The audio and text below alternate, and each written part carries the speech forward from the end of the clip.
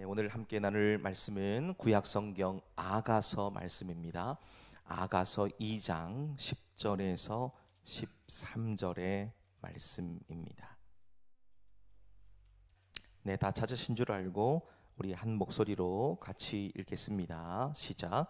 나의 사랑하는 자가 내게 말하여 이르기를 나의 사랑 나의 어여쁜 자야 일어나서 함께 가자.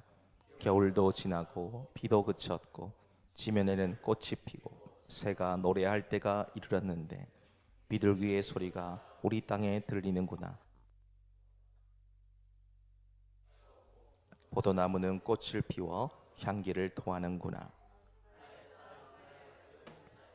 일어나서 함께 가자. 아멘. 네, 5월은 참 좋은 달 같습니다. 차가웠던 바람이 그치고 따뜻한 햇살과 또 코끝을 감싸는 향기로운 꽃내음이 물씬 풍기는 시간이기 때문에 더욱더 우리의 마음이 설레이는 것 같습니다. 보통 사람들은 5월을 가정의 달이라고 부르면서 가족들과 함께 여행도 많이 가고 또 서로 선물도 주고받는 모습들도 보게 됩니다. 자, 그렇지만 오늘 저는 이 5월의 눈부신 햇살과 진동하는 꽃향기 속에서 우리 영혼에 찾아오신 예수님이시라는 진정한 봄을 여러분들과 함께 나누고자 합니다. 이 서두의 자연의 신비로운 이야기 하나를 나누면서 본론으로 좀 들어가 보게 되기를 바라는데요. 미국 캘리포니아에 가면 데스밸리, 죽음의 계곡이라고 불리는 사막이 있습니다. 지구상에서 가장 뜨겁고 건조한 곳인데요. 여름에는 그냥 50도가 훌쩍 넘어가는 곳이에요. 비도 거의 오지 않기 때문에 생명이라고는 찾아보기가 참 힘든, 참 삭막하고 척박한 땅이 바로 데스밸리입니다. 자, 그런데 몇 년에 한 번씩 겨울이 되면 이례적으로 비가 충분히 내리는 때가 있답니다. 그러면 이듬해 봄이 되면 이 죽음의 계곡, 지금 여러분들이 사진을 보고 계셔서 금방 눈치를 채시겠지만은 아무것도 없잖아요. 아무것도 없는 황량한 곳입니다. 근데 여기에 기적 같은 일이 벌어지는 거예요. 쩍쩍 갈라진 메마른 땅에서 수백만 송이의 야생화가 일제히 피어올라서 거대한 이 사막 전체가 노랗고 붉은 꽃의 바다, 일명 슈퍼 블룸을 이룬다는 겁니다. 수십 년 동안 죽은 것처럼 땅 속에 숨죽이고 살아가던 씨앗들이 이 단비를 머금고 마침내 생명의 향기를 뿜어내서 폭발하는 거예요. 자, 그런데 오늘 이 내용을 좀 찾아보면서 또 함께 보면서 이 죽음의 계곡이 꼭 저와 여러분을 보는 것 같아요. 세상은 겉보기에 화려하고 풍요로워 보입니다마는 사람들의 내면을 들여다보면 경쟁 속에서 늘 불안해하죠. 아무리 채워도 채워지지 않는 공허함으로 몸부림치는 것들을 보게 됩니다. 마치 꽁꽁 얼어붙은 겨울처럼 쩍쩍 갈라진 데스밸리 사막처럼 황량함을 볼 수가 있지요. 이런 메마르다 못해서 먼지만 날리는 저와 여러분에게 오늘 우리가 읽은 아가서의 이 말씀은 참 사막의 단비와도 같은 그런 행복한 말씀이고요. 봄을 기다리는 싹처럼 생기가 넘치는 말씀인 것을 보게 되지요. 자, 오늘 이 말씀, 아가서의 말씀, 여러분들이 아가서가 어디에 붙어 있는지 금방 찾으셨어요? 아마 찾기가 평소에 성경을 좀 많이 보셨던 분들이라면 금방 넘어가지만은 생소하고 생경한 본문일 수도 있습니다. 그런데 이 아가서의 말씀은 표면적으로 보면 솔로몬과 술람미 여인이라고 하는 이 두 사람이 나누게 되는 열정적인 사랑 노래처럼 보입니다. 그래서 구약 성경에서 이 아가서를 정경, 그러니까 66권 안에 포함시키기 전에 이 많은 학자들이 모여서 이제 의논하는 것이 있어요. 의논했을 때 아가서를 딱 보니까는 이 아가서에서 도대체 뭔 얘기를 하고 싶은 걸까라고 생각하면서 논란이 좀 많았습니다. 그런데 결정적으로 이 아가서가 하나님 말씀으로 들어오게 된 이유는 이 속에 내면에 숨겨져 있는 하나님의 마음이 들어 있었기 때문이에요. 자, 그 마음이 어떤 것이냐? 하나님의 백성이 이 험한 세상 속에서 어떻게 참된 복을 누리며 살 수 있을까를 가르쳐주는 지혜 문학이었기 때문이에요. 이 지혜 문학은 하나님 백성이 세상에서 어떻게 하면 복을 누릴 수 있을 것인가, 방금 말씀드렸던 이 내용을 실천적으로 해답을 줄 수 있는 안내서라고 보는 것이 지혜 문학입니다. 자, 오늘 왕의 사랑을 독차지하고 있는 술람미 여인을 좀 보십시오. 왕궁에 있는 화려하고 세련된 여인들과는 너무도 거리가 먼 사람이에요. 포도원 뙤약볕 아래에서 고된 노동을 하느라고 피부는 검게 그을렸고 상처도 많은 초라한 여인이었어요. 오죽하면 자기 자신을 가리켜서 이렇게 표현합니다. 1장 말씀 보면 게달의 장막 같다. 자기를 그렇게 표현해요. 게달이 뭐냐? 검다 그런 말이에요. 검다. 자기는 검은 장막처럼 시커멓고 볼품없다는 겁니다. 자기를 그렇게 말을 할 정도니까 얼마나 자존감이 낮겠습니까? 근데 참으로 은혜로운 것은 세상 모든 여인들이 사모하는 가장 존귀한 왕이 이름 모를 이 시골 처녀의 꾸밈없는 모습에 그만 마음을 뺏겼다는 거예요. 왕과 이 천한 일꾼이라는 도저히 좁힐 수 없는 신분의 차이를 훌쩍 뛰어넘어서 오늘 본문에서도 초대하고 있습니다만 나의 사랑, 나의 어여쁜 자여 이렇게 부르면서 가장 아름다운 사랑을 속삭이고 있습니다. 만왕의 왕이신 우리 예수님께서 하시는 일도 바로 이와 똑같습니다. 술람이 여인처럼 보잘것이 없고 때로는 황량한 사막처럼 메말라버린 우리들을 긍휼히 여겨주시지요. 친히 찾아오셨습니다. 그 주님이 우리 영혼을 찾아와서 문을 두드리실 때 얼어붙었던 심령이 눈 녹듯 녹아내리는 거예요. 이 따사로운 은혜의 햇살이 비치고 생명의 봄바람이 불어와서 우리 삶이 다시 피어나는 것이지요. 자, 오늘 우린 이 말씀을 통해서 우리를 어여쁘다 부르시는 주님 그 사랑이 여러분의 삶을 새롭게 하는 복이 있기를 바라면서 말씀 속으로 들어가 보도록 하겠습니다. 자, 우리 11절 말씀을 한번 보시면요, 이렇게 말씀하죠. 겨울도 지나고 비도 그쳤고 라고 말씀합니다. 오늘 이 말씀 11절의 말씀을 보시면은 예수님을 만나게 되면 우리 영혼의 차디찬 겨울과 세찬 비는 끝난다라는 것을 보시게 됩니다. 주님이 우리를 찾아오셔서 가장 먼저 말씀해 주시는 가슴 벅찬 선포입니다. 우리는 이 짧은 구절 속에서 담겨져 있는 성경적 또 역사적인 배경을 좀 깊이 들여다볼 필요가 있습니다. 지금 여기서 말하고 있는 이스라엘의 겨울은요, 우리가 흔히 떠올리는 하얀 눈이 내리고 그냥 따뜻한 난로에 앉아서 정겨운 얘기를 나누는 낭만 있고 분위기 있는 그런 계절이 아닙니다. 이스라엘의 겨울은요, 우리와 완전히 달라요. 이스라엘 겨울은 우기입니다. 우기. 그때 비가 와요. 차갑고 뼈를 스며드는 으스스한 습기가 가득하고요, 어두운 먹구름이 하늘을 덮는 음산한 계절입니다. 그래서 고대 이스라엘 사회는요, 겨울이 오면 모든 것이 단절돼요. 단절. 흙먼지 날리던 길은 거대한 진흙탕이 됩니다. 통행이 끊깁니다. 목자들은 양떼를 칠 수가 없어서 바위 틈이나 토굴 속에 몸을 숨기면서 그 겨울이 지나가기를 기다렸다는 거예요.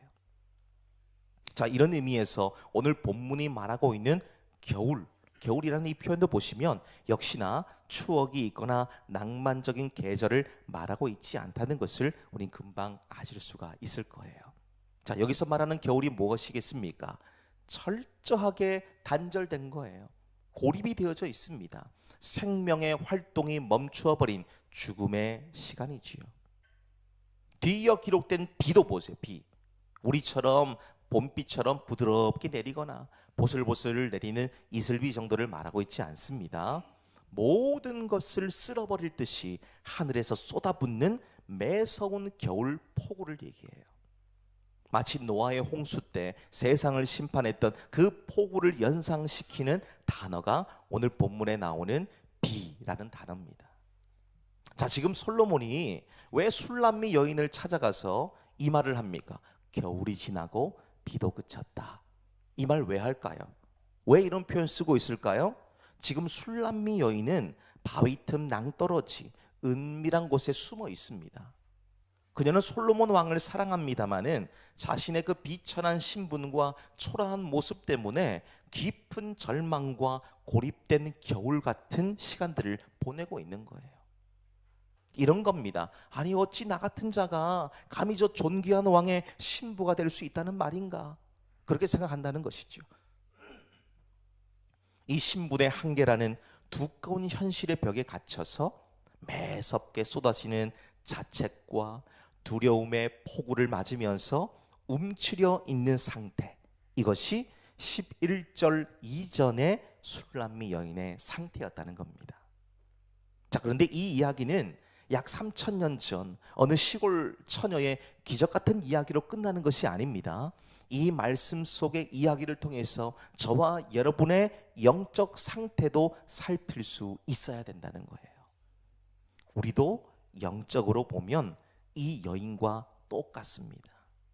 내 안의 죄와 허물에 갇혀서 거룩하신 하나님 앞에 나설 엄두조차 내지 못하던 부끄럽고 초라한 죄인이 바로 우리들의 원래 모습이었어요. 우리 모습이 그랬습니다. 우리가 주님을 믿기 전 한번 돌아보세요. 오랜 시간 영적인 겨울을 보내고 있었잖아요. 그때 우리는 내 죄와 허물 때문에 언젠가는 벌을 받지 않을까, 이런 무서운 죄책감과 두려움 아래에서 벌벌 떨면서 숨어 있어야만 됐습니다. 우리의 어떤 선행과 공로나 수고로도, 다른 종교나 수행이나 고행으로도 이 겨울을 끝낼 수 있는 방법은 없었습니다.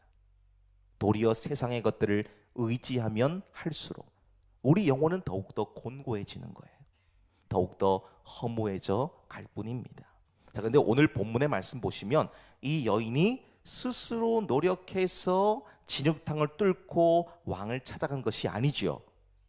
어떻게 했습니까? 누가 왔나요? 왕이 직접 이 여인을 찾아 나섰고 찾았다는 겁니다. 비천한 여인이 숨어있는 바위 틈 앞까지 찾아와서 이 말을 하는 거예요. 사랑하는 그대여, 겨울도 지나고 비도 그쳤어 라고 외치는 겁니다. 이 여인이 간 게 아니지요. 왕이 찾아왔어요. 무엇보다 겨울이 지나고 비도 그치게, 무엇이 이 겨울이 지나고 비도 그치게 만들었는가 보십시오. 우리 영혼을 향해 쏟아지던 심판의 폭우가 무엇 때문에 그치게 되었느냐라는 것이지요. 만왕의 왕이신 예수님께서 하늘 보좌를 버리시고 겨울같이 모든 게 다 얼어붙어서 생명이라고는 찾아보기가 힘든 이 땅 한가운데로 직접 오셨다는 겁니다.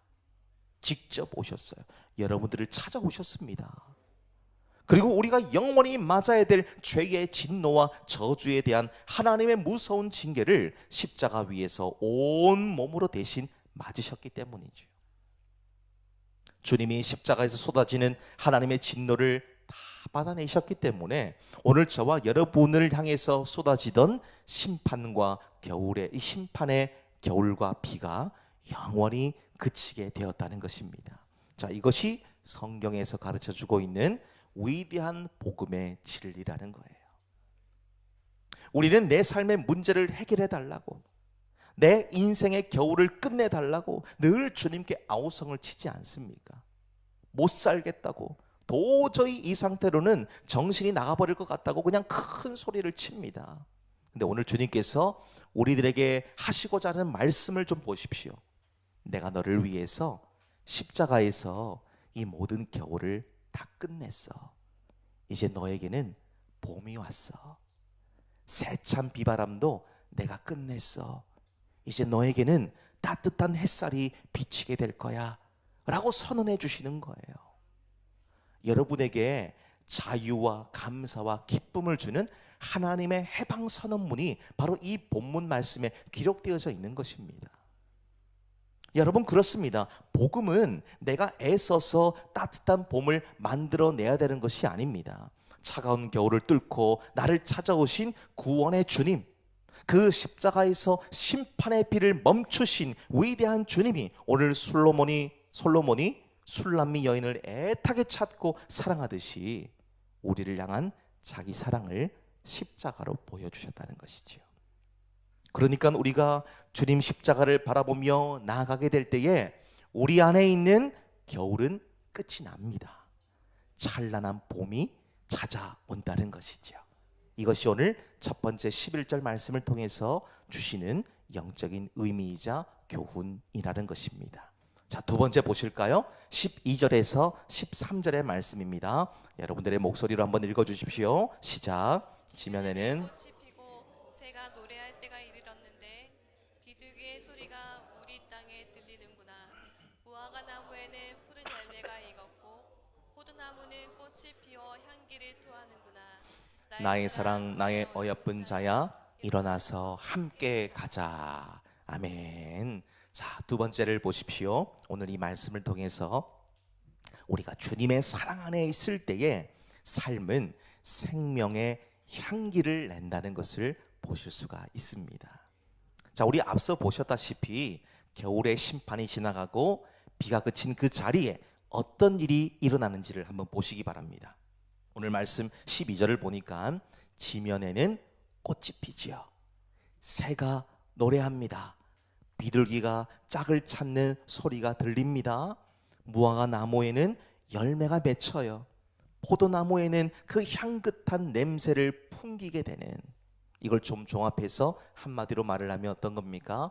생명의 약동이 일어나고 있다는 것이죠. 생명이 있다는 겁니다. 마치 인간이 타락하기 전에 에덴 동산의 모습처럼 모든 것이 새롭고 풍요로워지는 것을 보여주고 있다는 것입니다. 지금 여기서 말하고 있는 세 가지 생명의 징표를 한번 보세요. 이 안에 참 놀라운 복음의 비밀이 담겨져 있습니다. 먼저는 지면에 핀 꽃이지요. 여기서 꽃은 그냥 들판에 피어있는 평범한 꽃이 아닙니다. 차갑고 딱딱하게 얼어붙어 있던 그 땅을 뚫고 가장 먼저 생명을 터뜨리며 올라오는 새싹의 꽃을 얘기하죠. 죽음의 땅을 뚫고 올라온 생명, 사망 권세를 깨뜨리시고 무덤의 문을 열고 나오신 예수님의 부활 생명이 바로 이 지면에 핀 꽃과 같다는 겁니다. 그분이 무덤에서 다시 사셨기 때문에 오늘 저와 여러분에게도 부활의 영광이 주어지는 것이지요. 두 번째 보세요. 무화과 나무에 익은 푸른 열매라고 얘기하고 있습니다. 이스라엘의 무화과 나무는 아주 독특한 특징이 있습니다. 잎이 무성해지기 전에 가장 먼저 작고 푸른 이 풋열매가 맺혀요. 풋열매가. 그러니까 이 열매는 아직 단맛도 없고 떫어서 먹을 수가 없습니다.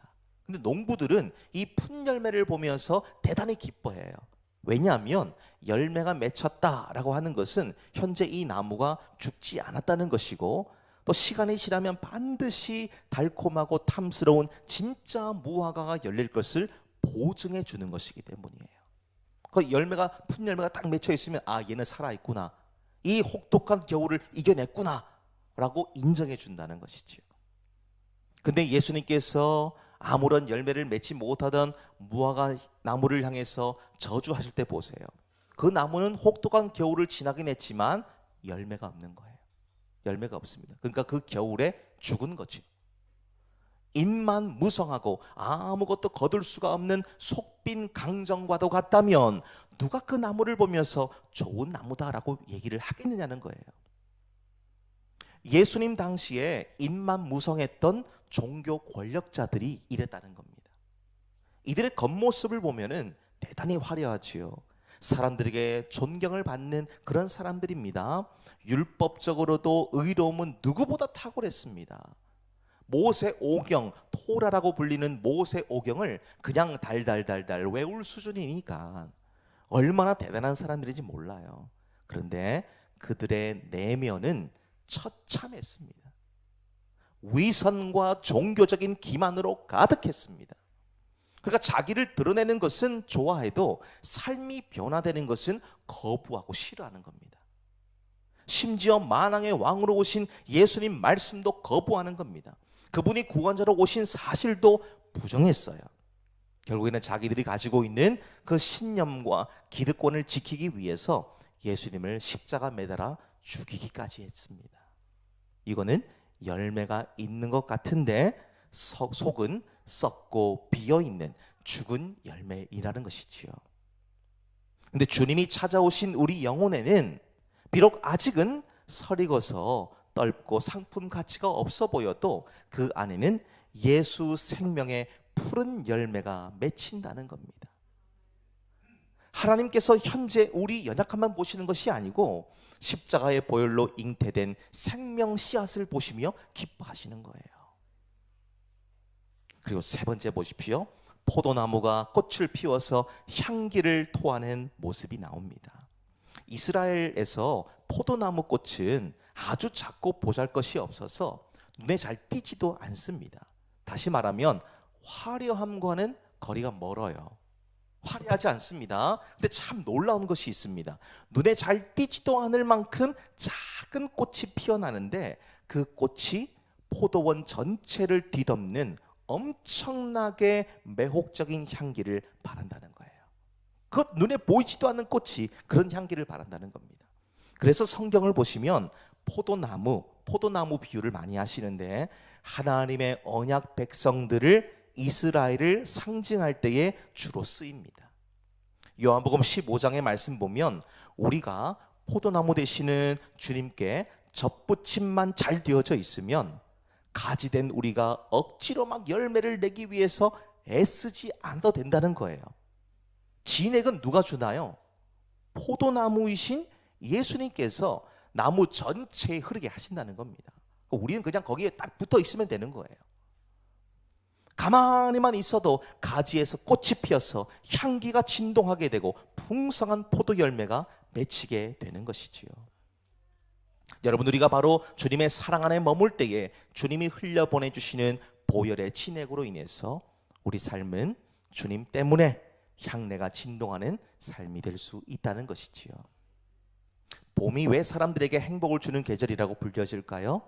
봄이 가지고 있는 생명의 향기가 있기 때문에 그렇습니다.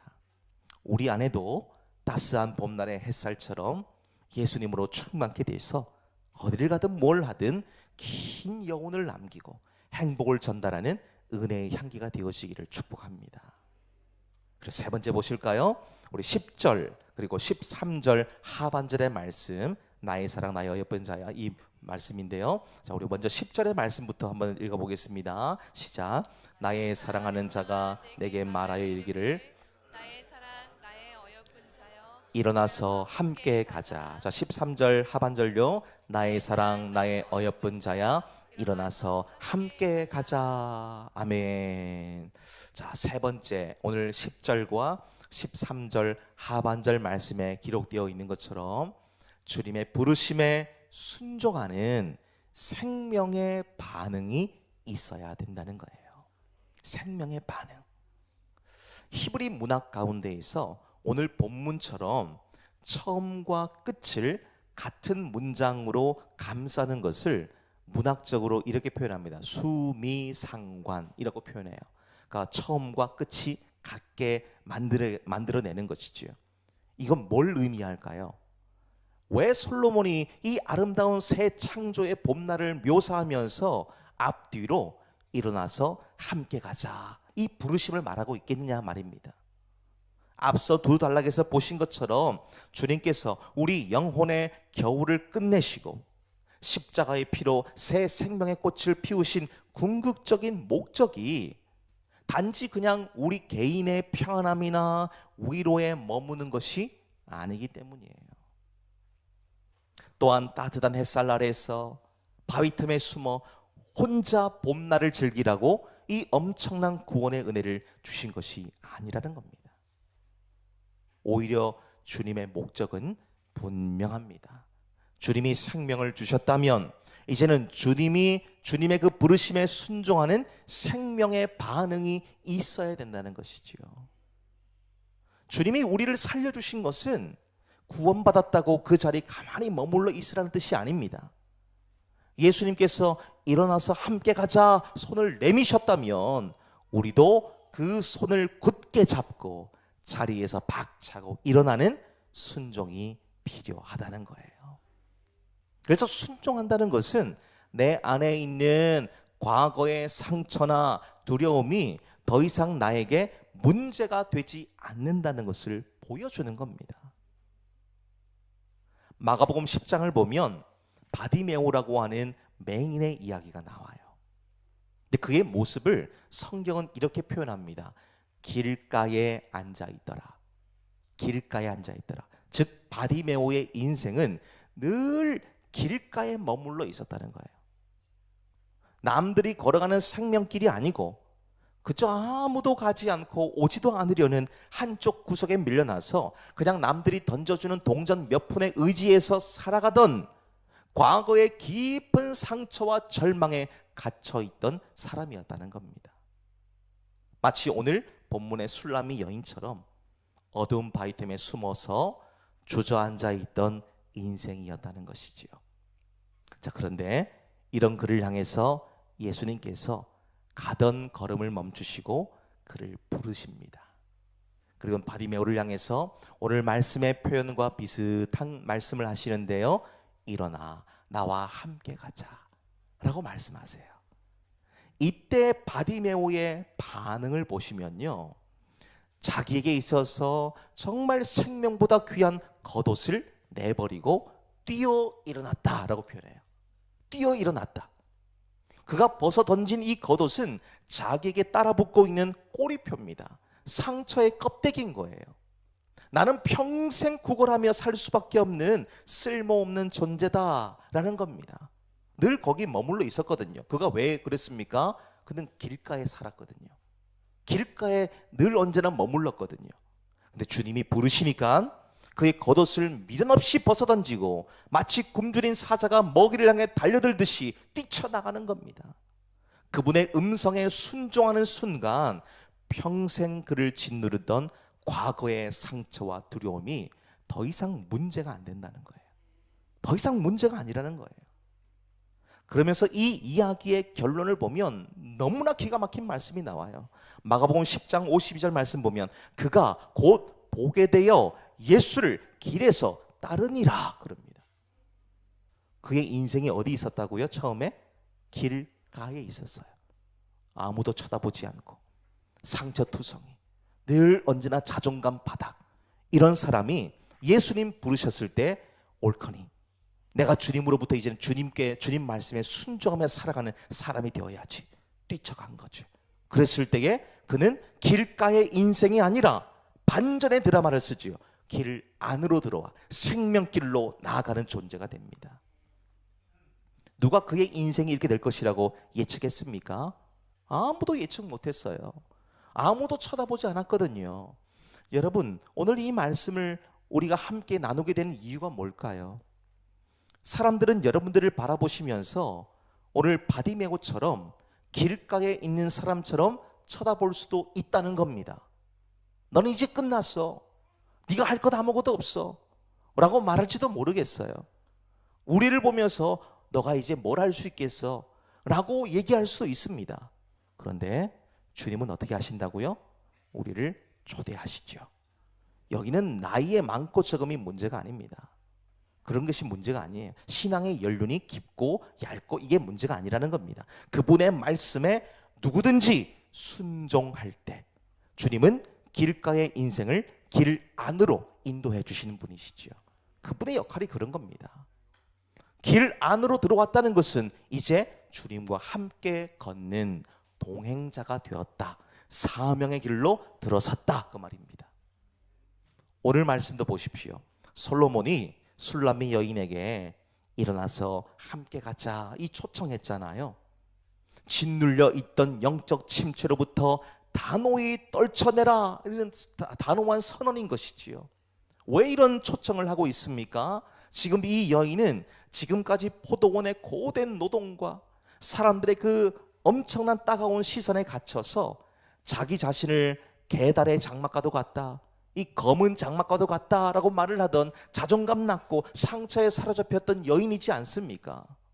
그러면서 아무도 자기를 찾지 못하는 바위 틈에 숨어 있었는데 솔로몬이 찾아와서 이제 너는 그 비천한 일꾼의 자리에서 일어나서 나의 곁으로 와서 함께 걸어가자 사랑의 초대를 하고 있는 거예요.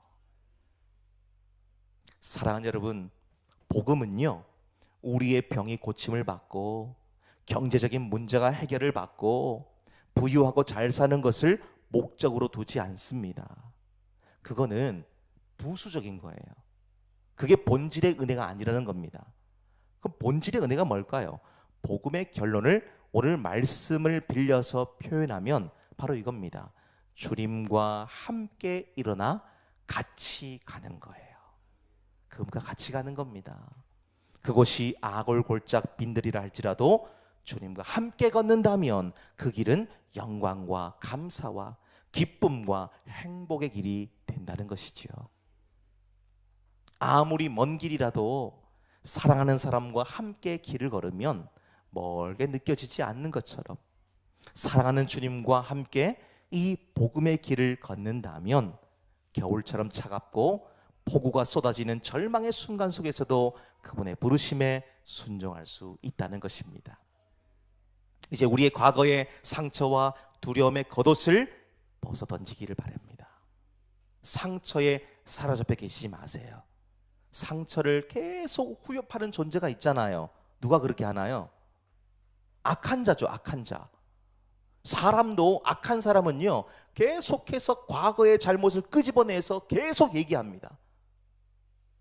너는 죽어야 돼. 너는 이제 더 이상 쓸모가 없는 존재야. 계속 옛날 것을 뒤집어 놓는 사람들이 나쁜 사람인 거예요. 근데 이 나쁜 존재가 영적인 곳에도 있잖아요. 누가 그렇게 합니까? 마귀가 그렇게 해요. 마귀는 끊임없이 우리에게 다가와서 하나님의 자녀되는 신분과 권세를 계속 뒤집어 놓습니다. 우리의 마음, 감정을 완전히 헤집어 놓는 거예요. 정신을 못 차리게 만듭니다. 근데 여러분, 속지 마십시오. 더 이상 거기에 짓눌려 계시지 마십시오. 여러분들을 힘들게 만들고 괴롭고 상처를 주고 두려움을 주는 겉옷 벗어 던지십시오. 우리 영혼의 겨울을 끝내고 십자가의 진액으로 향기를 내는 주님께서 이제 영광의 길로 우리를 초청하셨잖아요. 나의 사랑, 나의 어여쁜 자야, 일어나 함께 가자. 일어나 함께 가자. 이 아름다운 5월 영적인 봄날을 맞을 준비되셨습니까? 부디 저와 여러분의 삶이 예수님 때문에 더욱더 빛남으로 생명의 향기가 코끝에 전해지는 은혜로 덮임받게 되시기를 주님 이름으로 축복합니다.